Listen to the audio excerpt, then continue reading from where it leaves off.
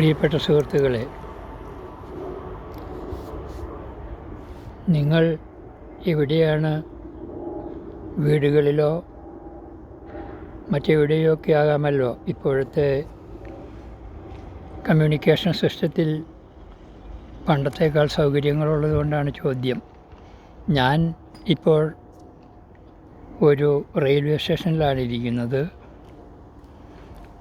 ഇന്ന് ഫ്രാങ്ക്ഫർട്ടിൽ ഒരു മൃതസംസ്കാരമുണ്ട്. പോകുന്ന വഴിക്ക് ഒരു 10-15 മിനിറ്റ് നേരം ബാക്കിയുണ്ട് ട്രെയിൻ വരാൻ. അതുകൊണ്ട് ഇത് പേപ്സ്റ്റിൻ എന്ന കഥാപാത്രത്തെപ്പറ്റി നാം മുൻപ് പറഞ്ഞു വച്ച യോഹാന്ന എന്ന സ്ത്രീയുടെ കഥ നമുക്ക് അല്പവും കൂടി ഫോളോ ചെയ്യാമെന്ന് തോന്നുന്നു. മാത്രമല്ല, റോമിൽ പുതിയ പോപ്പുണ്ടായിരിക്കുന്നു. അതിനോട് ബന്ധപ്പെട്ട് നമ്മിൽ പലരും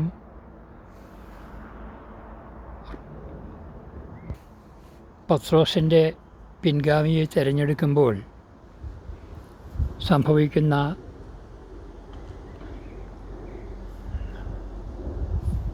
പല കാര്യങ്ങളെപ്പറ്റിയും ആ സ്ഥാനത്തിൻ്റെ പ്രാധാന്യത്തെപ്പറ്റിയും എല്ലാം കൂടുതൽ അവബോധരായിരിക്കുന്ന ഒരു സമയത്താണ് നാം ഈ കഥ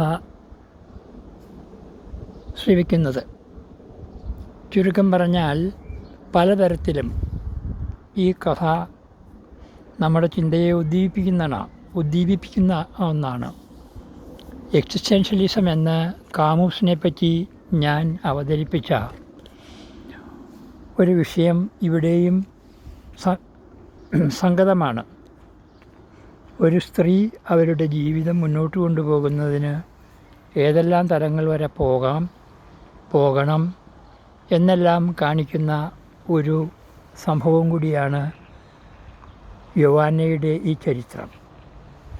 നമ്മൾ ഇത്രയും പൊതുവിൽ പറഞ്ഞ് ഇനി കഥയിലേക്ക് കടക്കുമ്പോൾ ഇതൊരു ചരിത്ര നോവലാണെന്ന് നമ്മൾ പറഞ്ഞല്ലോ.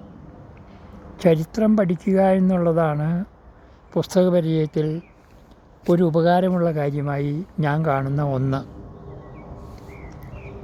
ചരിത്രമെന്ന് പറയുമ്പോൾ അതിന് കാലമുണ്ട്, അതിലെ സംഭവങ്ങൾക്ക് സ്ഥലങ്ങളുണ്ട്, അതിലിടപെടുന്ന വ്യക്തികളുണ്ട്. ഒരു ചരിത്രഗ്രന്ഥം, ഒരു ഹിസ്റ്റോറിക്കൽ നോവൽ വായിക്കാനും മനസ്സിലാക്കാനും അതിലെ കാര്യങ്ങൾ നമ്മുടെ ജീവിതത്തിൽ ഉപകാരപ്പെടുന്ന പാഠങ്ങളാക്കി മാറ്റാനും എല്ലാം വേണ്ടി നാം ഉപയോഗിക്കുമ്പോൾ നാം അതിനെ ആസ്വദിക്കാൻ ശ്രമിക്കുകയാണ്. ഇത്തരമൊരു പുസ്തകത്തെ ആസ്വദിക്കുമ്പോൾ നാം പൊതുവിൽ പറഞ്ഞതിൽ നിന്ന് ഇനി ഡീറ്റെയിൽസിലേക്ക് കടക്കുകയാണ്. അപ്പോൾ സ്ഥലമേതെന്ന് നാം സൂചിപ്പിച്ചു വെച്ചു. ഫ്രാൻസിലാണ് കഥ നടക്കുന്നതെന്നാണ് ഞാൻ അന്ന് പറഞ്ഞത്. പക്ഷേ 9-ാം നൂറ്റാണ്ടിലെ ഫ്രാൻസാണെന്ന് മറക്കരുത്. ഈ കഥയിൽ പരാമർശിക്കപ്പെടുന്ന ശ്രീമതി യോഹാന്നയുടെ ജനനം നടക്കുന്നത് അന്നത്തെ ഫ്രാൻസിലാണെങ്കിലും ഇന്നത്തെ ജർമ്മനിയിലാണ്. എന്ന് പറഞ്ഞാൽ AD 814 നിന്ന് 2025 എത്തി നിൽക്കുന്ന സമയത്ത് നമ്മൾ സംസാരിക്കുമ്പോൾ നൂറ്റാണ്ടുകൾ കടന്നു പോന്നു. ടൈം ലൈൻ മാറി, ജിയോഗ്രഫിയും മാറി, നാഷണാലിറ്റികളും മാറി. ഇംഗൽഹൈമാണ് ജന്മസ്ഥലം യോവാന്നയുടെ. ഫ്യൂൾഡയാണ് ആൾമാറാട്ടത്തിൻ്റെ സ്ഥാനമായി പുരുഷവേഷം ധരിച്ച് ക്ലോസ്റ്ററിൽ ചേരുന്ന യോവാന്നയുടെ ജീവിതത്തിലെ രണ്ടാമത്തെ പ്രധാനപ്പെട്ട സ്ഥലം. ഇത് കഴിഞ്ഞ് റോമാണ്. റോമിനെ പറ്റി ഇന്ന് അറിയാത്ത ആൾക്കാർ കുറവാണ്. പക്ഷേ ഈ ഫ്യൂൾഡായും ഇംഗൽഹൈയും ഇന്നത്തെ ജർമ്മനിയിലാണ്, പഴയ ഫ്രാൻസിലാണ്. പണ്ടുകാലത്ത് ഫ്രാൻസ് എന്ന് വിചാരിക്കുക നൂറ്റാണ്ടുകൾക്ക് മുമ്പുള്ള ഫ്രാൻസിലാണ്. ഇന്ന് ഞാൻ താമസിക്കുന്ന ഫ്രാങ്ക്ഫർട്ടിനടുത്തുള്ള ഗ്രോസ് കരവിൽ നിന്ന് വെറും 50-60 കിലോമീറ്ററൊക്കെ അകലമുള്ളൂ ഈ ഇംഗൽഹൈമിലേക്കും ഫ്യൂഡായിലേക്കും. ഇതിൻ്റെയൊക്കെ ഒരു സെൻറ്റർ പോലെ അന്നേ ഉള്ള ഒരു ബിഷപ്പ് ഹൗസായ മൈൻസിലേക്കും. അപ്പോൾ ഒരു പുസ്തകത്തെ വർത്തമാനകാലത്ത് ആസ്വദിക്കാൻ ശ്രമിക്കുന്നവർ, പ്രത്യേകിച്ചൊരു ചരിത്രഗ്രന്ഥത്തെ, ഏത് നോവലായാലും അങ്ങനെയൊക്കെ തന്നെയാണ്, സ്ഥലം പരിചയപ്പെടണം, കാലം പരിചയപ്പെടണം. ആ കാലത്തോട് ബന്ധപ്പെട്ടാണ് ആ കാലത്ത് നടന്ന കാര്യങ്ങളും നാം മനസ്സിലാക്കുന്നത്. അന്നത്തെ ജനങ്ങളുടെ വിശ്വാസങ്ങളും അന്ധവിശ്വാസങ്ങളും ശരിവിശ്വാസങ്ങളും എല്ലാം നാം മനസ്സിലാക്കുമ്പോഴേ ഒരു കഥാപാത്രത്തെ മനസ്സിലാക്കാൻ പറ്റുകയുള്ളൂ. അപ്പോൾ സ്ഥലത്തെപ്പറ്റി പറഞ്ഞു കഴിഞ്ഞു, കാലത്തെപ്പറ്റി നാം സൂചിപ്പിച്ചു കഴിഞ്ഞു, സ്ഥലത്തിൽ വന്ന മാറ്റത്തെപ്പറ്റി പറഞ്ഞു. കാലത്തിൽ വന്ന മാറ്റം എന്തൊക്കെ വ്യത്യാസങ്ങൾ ഇന്നത്തെ നമ്മുടെ ചിന്താഗതിയിലും നമ്മുടെ പരിസരങ്ങളിലും നാം കാണുന്നു എന്നുള്ളതിനെ പറ്റിയും നാം മനസ്സിലാക്കി കഴിഞ്ഞു.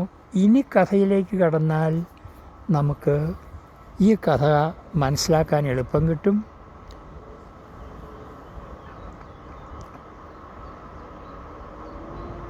അന്നത്തെ സിസ്റ്റത്തെ വഞ്ചിച്ച് ഒരു പെൺകുട്ടി, അതായത് ക്രൈസ്തവ വിശ്വാസത്തിൽ നിന്ന് അന്യമായ സക്സൻ, അതും ഇന്നത്തെ ജർമ്മനിയിലാണ്, ഡ്രസ്റ്റൻ എന്ന് പറയുന്ന പട്ടണത്തെ പറ്റിയൊക്കെ ചിലർ കേട്ടിട്ടുണ്ടാവും. ബെർലിനിൽ നിന്ന് അങ്ങനെ വളരെ അകലമില്ലാത്ത ഒരു സ്ഥലമാണ്.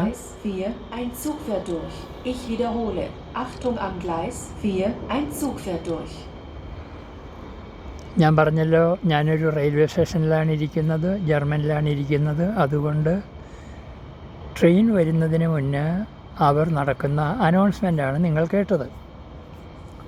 ജർമ്മൻ പഠിക്കാൻ താല്പര്യമുള്ളവർക്ക് അതുപോലും സഹായകമാണ്. അപ്പോൾ ഈ പുസ്തകത്തിൻ്റെ പരിചയം, പുസ്തക പരിചയത്തിൽ രണ്ടാം ഭാഗമായ കാലാവതരണം എന്ന് പറഞ്ഞാൽ സമയാവതരണം,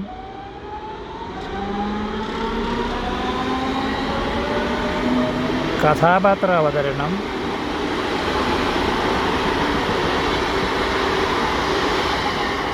സ്ഥലാവരണമെന്ന് ഞാൻ നിർവചിച്ച ഭൂമിശാസ്ത്രപരമായ കാര്യങ്ങൾ, ഇവയെല്ലാം ഞാനിതിൽ പരാമർശിച്ചു കഴിഞ്ഞു. ഇനി യോഹന്നയെ ചുറ്റിപ്പറ്റി ഈ കഥയിൽ വന്നുപെടുന്ന കഥാപാത്രങ്ങൾ ആരെന്ന് അറിഞ്ഞാൽ നമുക്ക് കുറച്ചുകൂടി വ്യക്തമായി കഥ മനസ്സിലാക്കാൻ പറ്റും, കാലം മനസ്സിലാക്കാൻ പറ്റും. ഇതിൻ്റെ പിന്നിലൂടെ വളർന്നു വരുന്ന ഫെമിനിസമാണോ അതോ ഹോമോയിസമാണോ, ഇതിലേത് ഇസമാണ് മനുഷ്യന് ആവശ്യമുള്ളത് മനുഷ്യൻ ജീവിക്കുന്നതിന്?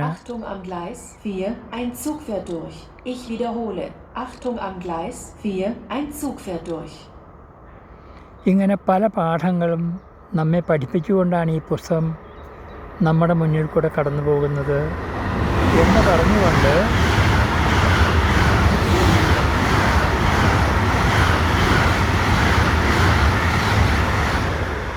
ഇൻ്റർസിറ്റി എന്ന് ജർമ്മൻകാർ വിളിക്കുന്ന